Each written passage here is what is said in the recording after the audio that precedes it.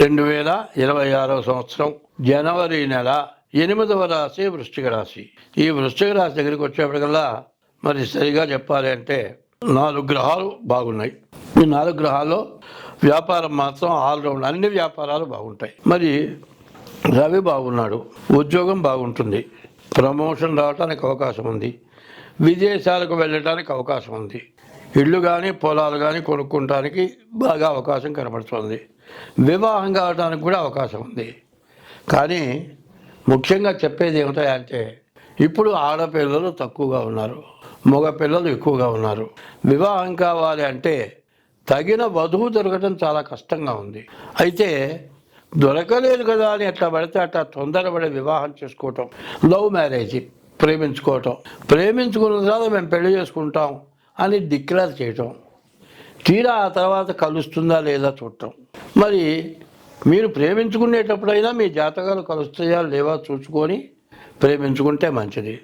కాదండి మేము ప్రేమించుకున్నాం, నీవు మంచిదని చెప్పినా కుదరదు, మంచిది కాదు చెప్పినా కుదరదు.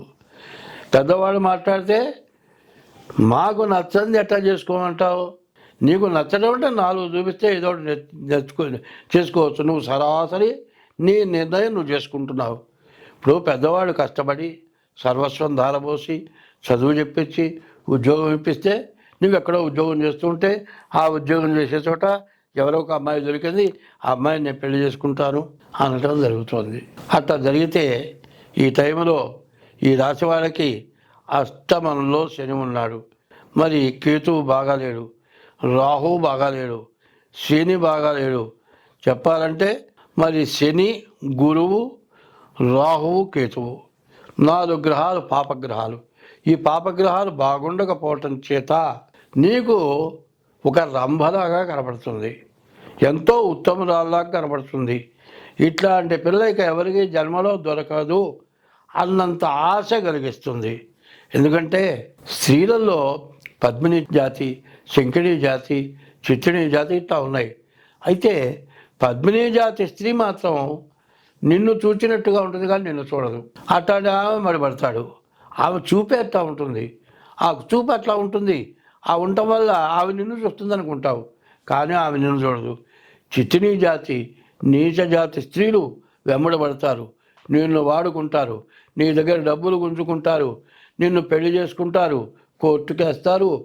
నువ్వు, నీ ఆస్తి, నీ తల్లిదండ్రులు అందరూ జైలు పాలయ్యే పరిస్థితి తెస్తారు.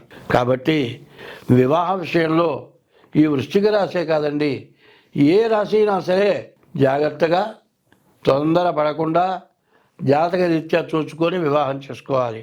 చాలామంది ఇట్లాంటి టైంలో ఏమవుతుందంటే కడికింది దొరికింది కదా అని వివాహం చేసుకుంటారు, నెల తిరక్క మునిపే విడబడతారు, కోర్టు తొక్కుతారు.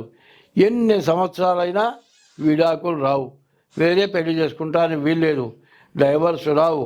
డైవర్స్ రావాలంటే వాళ్ళ దరిద్రం తీరకుండా పెళ్ళికి జరిగిన ఖర్చు కంటే 10 రెట్లు ఎక్కువ ఖర్చు అడుగుతారు, డబ్బులు అడుగుతారు. ఎక్కడ తెచ్చిస్తారు, డబ్బులు ఇవ్వలేరు. మరి ఉద్యోగం చేసుకోవాలంటే మనస్సు బాగుండదు, ఉద్యోగం సరిగా చేయలేరు. ఇట్లాంటి ఇబ్బందుల వల్ల చివరికి ఉద్యోగం పోగొట్టుకొని చాలా భ్రష్టుపడే పరిస్థితి కనబడుతుంది. కాబట్టి ఈ రాశి వాళ్ళు ఎంతైనా సరే జాగ్రత్తగా మీ జాతకం కలిస్తేనే వివాహం చేసుకోవడం మంచిది. స్వస్తి.